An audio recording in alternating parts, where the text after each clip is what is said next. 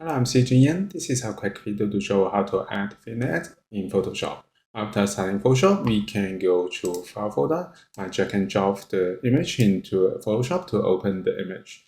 And I press Ctrl+0 to real fix, and then we can go to Layers window. If you don't have Layers window, we can go to Window and Show Layers window here.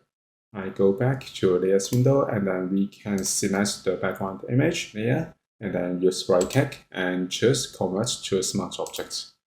And then we can go to Filter and then go to Camera Raw Filter.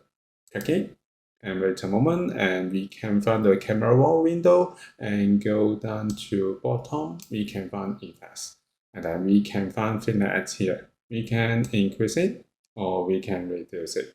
I reduce it, and then if you're happy with this, we can press OK to apply it.